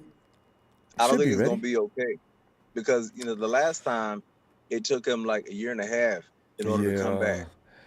So it's probably going to take him the same amount of time to come back. Yeah. But, you know, he doesn't have to come back by training camp. He can come back by mid-season. Yep. You know, and especially what if we lose one of our key guys like we always like to do? Yeah. You know, because Emmanuel Mosley's not going to be making the whole season. He rarely does. And in comes Jason Verrett and Javaris Ward. Oh, yeah. And so, you know, we still got Jimmy Ward. I'm happy to have him back. He's probably going to only be back for one more year. And so I'm really happy, man. I really like the only issue that I'm really concerned about is the guard spot, the guard and right tackle spot. Everybody is. It's worrisome. Man. I don't even like to talk about it. I'm really scared. I really wish we would have signed the left tackle that we lost. I wish we would have signed him for at least 2 more years. Come on, y'all could at least given us 2 more years. What left tackle? You know, giving him a 4-year deal, but yet, you know. Oh, Lakin. You mean left guard? Yeah, Lakin. Yeah. Yeah, we could have signed Lakin for a 4-year deal, and they could have let him go or traded him in 2 years. They could have did that, but they chose not to do that. But you know what? That's why they got Aaron Banks. That's what the 49ers, that's the new blueprint on what they're going to be doing. They're going to, a la Belichick and company, we're going to draft. We're going to hold on to these guys. If we think your salary is just too much to overcome for us to be able to stay competitive in the free agency markets and everything else, we want to stay under the cap. We're going to refresh and bring guys back in. Or let guys go. Keep a core, but everybody else is probably suspendable. Yeah. Expendable. Hey, I got one name that nobody's talking about. I've been watching film on him. I think he's gonna be a really good player. I think he's gonna be the second best quarterback on our team. And I think Purdy? Purdy, man. Purdy. Yeah. You know, I'm not a really big stickler I don't give people praise. I don't give rookies praise. I don't give people praise if they can't play. But I've seen this guy, man. I know his level of competition was subpar, but I'm telling you, man, I think this guy, he's definitely a gem. And if they get rid of Jimmy, you know, I hope they get rid of Jimmy. They're probably gonna keep 3 quarterbacks, and I think he's gonna be one of them. I think Nate Sudfeld. You know, Kyle said he was going to be priority one in UDFA's had they not got him as Mr. Irrelevant. You know, so they've been watching him, so he probably brings something to the table. Because I'm telling you right now, Nate Sudfeld. I'm telling you, Brock Purdy. You're gonna see him in the 49ers uniform. And he's gonna be a really good playmaker, and he's 6 foot. And he can run too. Yeah, he's mobile. And you need to be when you're that height, you know. So if he's gonna be out there doing a Russell Wilson, how tall is Russell Wilson? And people have been lying. Russell Wilson's 5'11", ain't he? He's 5'11", yeah. I'm lying about him being 6 foot. Russell's 5'11", and maybe pushing it at that. But Russell Wilson is built like the dude is a rock. Well, anytime Russell Wilson, how many years did Russell Wilson lead the league in getting sacked? It was ridiculous. So yeah, I know. He's still getting up. He didn't miss it. He missed a couple of games finally because he hurt his finger, but his body was fine. That boy is hard. So and that right tackle position, man, I don't know who's gonna take over. Because I know McGlinchey, right tackle. He's 275 pounds. I mean, the guy's he's skinny. I mean, he's muscular, but he needs to be at least 310. And Mike needs to go back to what he did before, but maybe thinks that's why he hurt his leg. It was too big. I don't know. Yeah. But Charles, we got to go. We've been missing you. Glad I hope you're back now. I'll be back Tuesday. Okay. Well, I'll try to be back Tuesday. All right. Looking forward to that. All right, Charles. Have a great right, and enjoy this 4th of July weekend too. All right. Oh yeah, I will. All right. Good night. Night. And there he is. It's Bill down in Texas. What's up, Ronbo? Bill, every time I think about it, though, when you was in Kansas City, all we did was talk bad about the Dallas Cowboys. And every now and then we'd say something about the Chiefs. But now that you're in Texas, this is like, I can't imagine walking around with Bill. We're downtown Dallas or something like that. And there we are wearing 49er caps. Cowboy fans, I know they're not going to leave that alone. Guys ain't from around here, is you? Okay, so what if we are? Bill, come on in, man. Happy 4th of July weekend. What are you thinking there? I'm going to cook up some good sea chicken, cook up some good lamb chops for the 4th of July while wearing the 49er cowboy hat saying we own you, got our stadium. Anyways, what's on your mind? And listen, be careful that sea chicken. I understand that Seahawk meat is disgusting. What kind of meat are you getting? We're going to own them this year, so it's going to be nice. What is a Seahawk? I think they made that name. I think I Googled that once because I was wondering, what is a Seahawk? A Seahawk is not a real bird, so it has to be compatible to the chicken. So in other words, let me put it like this. The only thing that a Seahawk is compatible to a bird is called chicken. You have fried chicken, baked chicken, grilled chicken, because it's all you hear you talk is in a chicken language. So let me tell you something. You're nothing to me. We ain't scared. The Niner faithful ain't scared. And if you think they're going to own us this year, you might as well kick your feet back and laugh because you're making more comedy than Chris Rock. You know what? Getting whacked. This is going to be the combination of Chris Rock getting knocked out by Will Smith, except the Niners are going to be the Will Smith and the Chris Rock is going to be the sea chicken. Oh, God. What the British actually make? What is that they call it's really a pigeon, but it has a more elegant name when used for dining. What is that? What do they call that? I don't know. You have to ask somebody from there. Yeah. I should have known that. I never asked. I'm kind of familiar with the saying, yeah. Eating pigeon meat, some people eat anything. Like what's this guy, Niners King 5249? He looks like a guy that would just eat anything, because the mind starts to deteriorate after you eat certain foods, That's why I say would eat chicken and call it my stew chicken. But Bill, hey, you know what? Look at the secondary this year. We may finally have a secondary that we can actually talk trash about. Each and every year we can talk trash about a defensive line, usually, because we're always stout, seemingly up in the front, except for maybe a couple of seasons here and there. But this year, we may have a secondary that we can get excited about. Oh man, we got everything to be excited about. More than just a secondary. We're going to own a lot of people this year. A lot of those L's they gave us this year are going to be W's. I'm telling you, it's all right. Don't panic. Yeah. And I see Jimmy.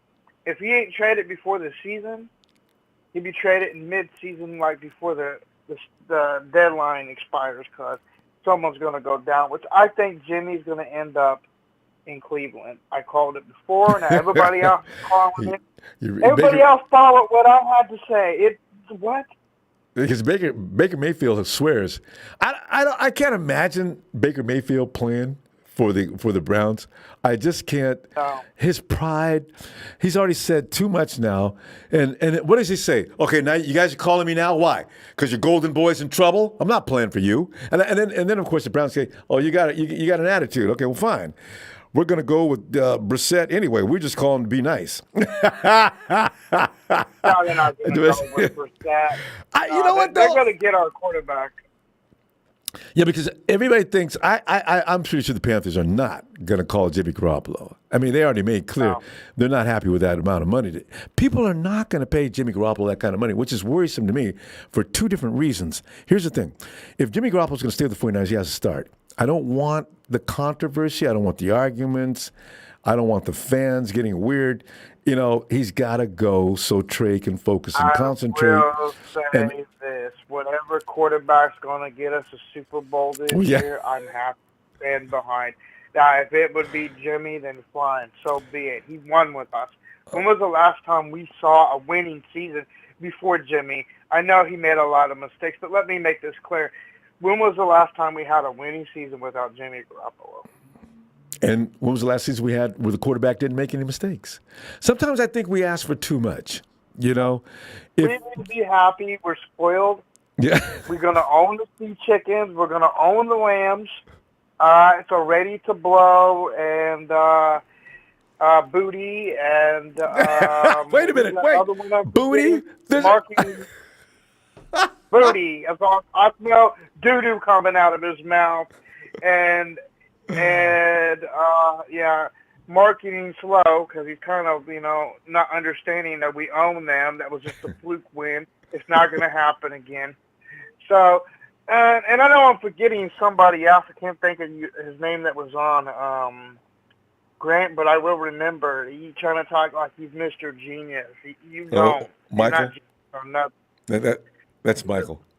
Michael. No, I want to know his name. I don't want to know his real name.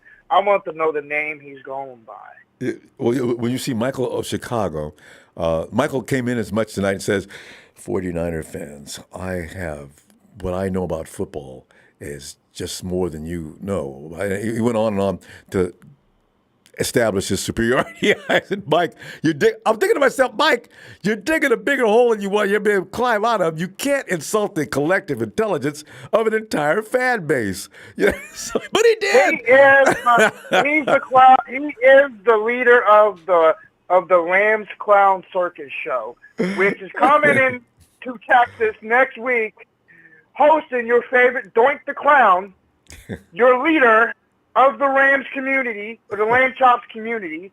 So all you know is the stunts and the circus things you be showing. Nothing. You're a clown, my guy.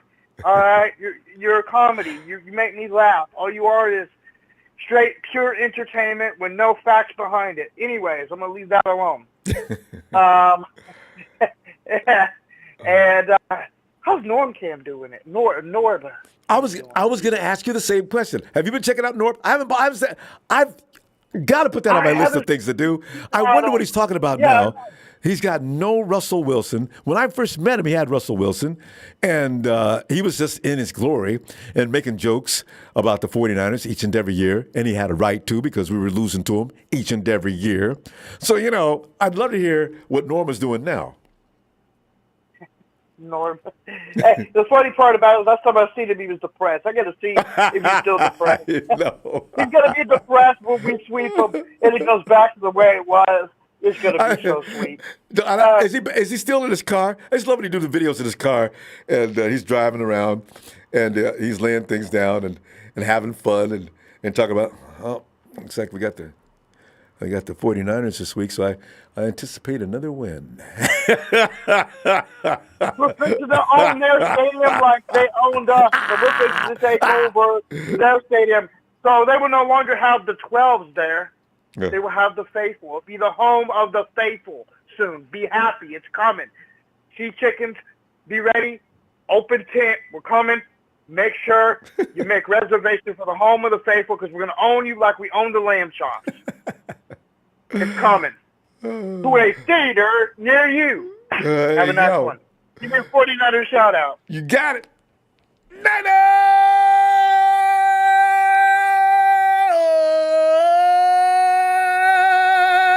from Bill. I'm sorry.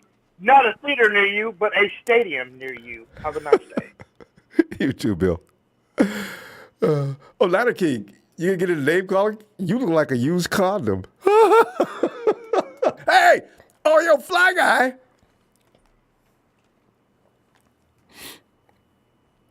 Fly Guy.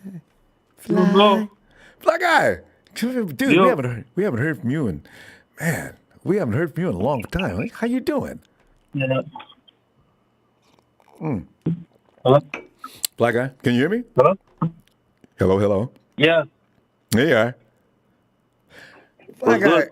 Yeah, we're sitting back here and we're talking about the secondary. Fly Guy, as I said, you look at our defensive line, check. You look at our linebacker core, double check.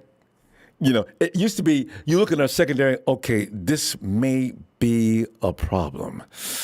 This year, Fly Guy, we might be saying check all the boxes in the defense. If that cornerbacks, the group of cornerbacks we got now, if they all pan out back there, do you know the 49ers could be talking about the number one defense? When was the last time we were able to say we had the number one defense? We've not had that pleasure since Harbaugh left. Woo! I'm telling you. It's possible if all the players we put in perform. Only if they perform.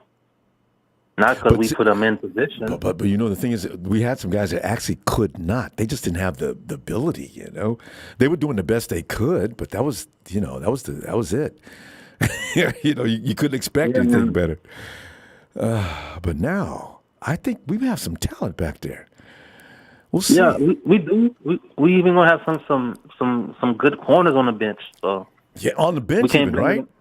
Yeah, we can't blame it on injury this year. Don't blame it on injury. So, well, you know what, Fly Guy? The problem with that is each and every year we've come into the season for the last 4 years. We came in the season as a Super Bowl candidate, right? And before week 6 or 7, except for 2019, we had half our guys on the IR or healing up, trying to come back in 2 weeks. So that's still something we got to worry about. Yeah, I feel you, but it's funny how we still didn't get a trade for Jimmy G yet. Yeah, that's what I was waiting on. They're not going to get a trade for G. Not the 49ers. They put themselves in a position where nobody needs to trade the 49ers anything. You know, what do you, if I'm, as I said, if I'm a GM, y'all go ahead and y'all keep him his $26 million. You'll keep that. You already got enough trouble as it is. We think you're lying, and when he gets released before a certain date, yeah, we'll pick him up. That's what I was saying. Like, we might just have to cut him before the season starts. Jonathan, and it's the right thing to do too. Let him go. Yeah. Jimmy gave us, he made us relevant again. He put us in a couple of NFCCGs. He didn't put us in there, but he was involved in it, okay? Let him go. You actually owe it to him. Just let him go. Well, another scenario that John Lynch not being smart about it, how about if he would have talked to Jimmy G one-on-one and be like, hey, let's reconstruct your contract and bring it down to like maybe $18 million, and then we can probably find a trade for you. Yeah, I wonder if Jed York would have a problem with that. I don't know. Yeah, because the way if Jimmy G don't accept a pay cut, there's a good chance he might not play this year. Yeah, because he doesn't need to accept a pay cut, right? If you're Jimmy G, I don't need to accept a pay cut. I can be a nice guy for so long, but I don't need to take a pay cut. I could just sit here on this, and you guys make your decision, and I wouldn't. But if I was him, Jimmy G getting cut at $26 million. So when he get cut at 26, any team that wanted to sign him, the contract do start over, right? No. So if the 49ers cut him, no, he's a free agent, and they have to. They got to go and negotiate a new contract. Yeah, well, I say the contract do start over, so. Oh yeah. That's what you mean. Yeah, that's exactly what happens. So why would I pay him $26 million? He doesn't know anything about my program. He's not familiar with our team. He doesn't know the receivers. Of course, that was the case when he came to San Francisco too. But it's just too much. If he wasn't being paid anything, okay. But I'm not paying him $26 million, and I got to teach him everything. Jimmy G was making top quarterback money. Put $4 million more on it. That's something like Lamar Jackson them, like even probably more. No, the price for quarterbacks went up, and that's why another reason why the 49ers. It's not that they hate Jimmy G's football as much as they don't want. It's a financial burden if he's not. And this is going to happen again. If Trey doesn't look like he's sparkling through the next 4 years, they'll do it again. That's what they do now. Here's another scenario that Trey Lance come in this year and struggle, and then Brock Purdy come in and lit up the field. That can happen too now. Pay attention to that. Yeah, but we need for Trey to look as good as he's advertised for a number of reasons. So, and Purdy, let him back up. I like him better without even seeing him play than Nate Sudfeld. So, But one thing you got to understand, talent help, but it don't really win games, because what win games is the brain. Like, just like Tom Brady, can he run the 10-yard if he gets sacked? No. But he have a brain. His brain know how to manage the game. That's what Trey Lance needs. He needs a brain to manage the game. That's true. Not just throwing deep balls and thinking, I got talent, I'm going to run. He's going to get hurt. He needs to manage the game, come down, manage the game, get what the defense give him. Straight on the money. When it's time to run. And when it's time to throw it deep, he just got to manage the game. If he can't manage the game, this is what Jimmy G is good at. He's a game manager. Yeah. So if he can't do that, then we might not win a game. You got to be able to process and know when to make the right decisions. But that's, this comes also with being a part of a certain program. Jimmy did well in Kyle Shanahan program for the most part because of his skill set, which is read and get rid of the ball quickly. That worked for Kyle for the most part. Regardless of what fans say, he was this, he was that, he still got rid of that ball quick, and the 49ers are winning ball games. When they get to the playoffs, then it's a different story, though, because now you got the best teams out there going against each other. And you got low-scoring games, and it's usually down to whoever blinks first. So this is another perfect example. Jimmy G is a good game manager, but in the fourth quarter, he's not. So that's why we've been losing. So Trey Lynch have to be a good manager, a good game manager throughout the game. Know when to throw out of bounds, know when to run out of bounds. Yeah. There's a lot of things that you need to know about the game. It's not about making plays and plays and plays. You got to know how to play the game, manage it. And you also got to play both sides of the ball. But both teams have to, defense and offense have to come together to close. I mean, the defense has to, because remember, it's like I keep telling people all the time, because Jimmy can't play any playoff football. Look, guys, when we lost those big games in the fourth quarter, not when we lost the game, didn't we have a lead? We gave it up. Yeah. Yeah, Jimmy should have kept on scoring 40, 50 points. But would that have been... Jimmy G is not a good fourth quarter game manager because sometimes all we needed, Ronbo, was one first down and we would have won the game. And that goes on Jimmy and Kyle. You got to... Yeah. There's no way you cannot get one first down. First down. I would rent it myself to get the first down. And you know, call a play, go to Debo. You don't need to get cute. Just go to Debo. He's your bread and butter guy. Not even that. Think about it. But I mean, look at Aaron Rodgers. Aaron Rodgers is looking at anybody else. He's not looking at Lazard, Valdez, Scantling, or anything else. He knows when the game's on the line, don't play with anybody. Just get the ball to Devontae. That's what you do. Yeah, but listen, you know, fourth quarter, you up by 10. You're in the Super Bowl.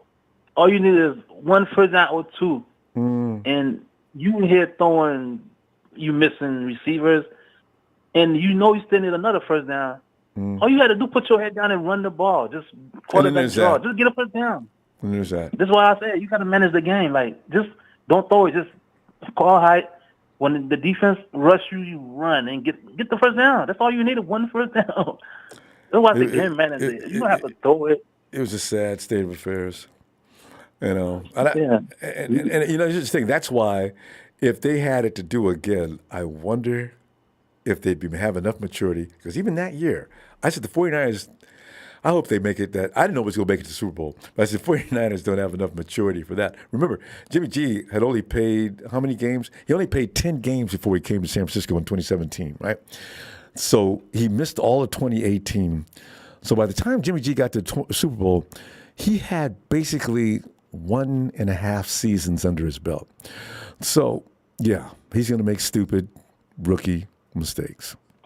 Or not rookie, but underdeveloped mistakes. I'm not getting my hopes up till I see what the season looks like. Because when you get your hopes up, you be disappointed on Sunday. Your whole Sunday feel like, what happened to my Sunday? You feel like crap for the rest of the week. Yeah. But I hope we do good this year. I believe we can do good. So it's all about game management. Know when to throw it. Know when to throw out of bounds. Know when to run it. And it's about getting the first down. That's all. If we're trying to force the ball when we up, then that's not a good management. Yeah. So that's what Trey Lynch got to learn. Like, we might be 17 up, and he trying to force the ball in there and picked up and balls like that you can throw out of bounds. Kyle's probably learned some things too, as far as coaching goes, as far as head coaching goes. There's some, although you know what? Hey, his flag guy Kyle got conservative sometimes in certain games where he should have not been conservative, and he goes and vice versa when he shouldn't.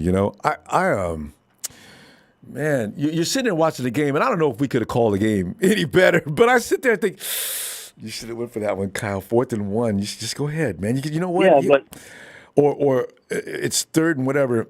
That was Kyle. You had 2 yards to go, and you just run it. Okay, these are hindsight, right? It's too late. What Kyle don't understand is, let's say let's say we playing Dallas. We had Dallas 45, and you have 1 yard to go for a first down. You decided, okay, I'm gonna punt it. So you punt it, and they get it at the 20. How much yard did you punt the ball? 20, 25 yards. So why not just take the chance? You get it to 25, by the way, right? So, yeah, I don't know. It's strategic. He's sitting there with his coaches. They're talking it over, and that's what they arrive at. So games are lost like that or won by decisions made by both the players and the coaches. So, it's going to be the same this year. I mean, people are expecting miracles from Trey Lance. He's going to come out and he's going to just be the savior, the Messiah that comes down from the mountain with the tablets. But it's going to be a learning experience, and we're going to see some things that are going to be things he's got to go through to get up to speed. But all in all, I believe Mac Jones this year gonna lit it up. You gonna see? Yeah. don't get Big Show started. Yeah, he look just like he's so smooth in the pocket, man, bro. It's like Tom Brady back there. The rush don't fit him. Nothing for him. No, I got a feeling Mac Jones is gonna have a good season. Flack, we got to go. I tell you what, let me see you tomorrow. I mean Tuesday. Yeah. All right, fam. Have a good night. Good to hear from you again. Holiday weekend. Have a good one. 4th of July. All right. Hey, Donut. It's Donut and Tanisha. Donut. Donut, one of my favorite foods on the planet is donuts. You know what I'm saying? Especially the old-fashioned ones. I love that crispness outside, cake-like inside. Don't put chocolate on it. Oh, God. Donut.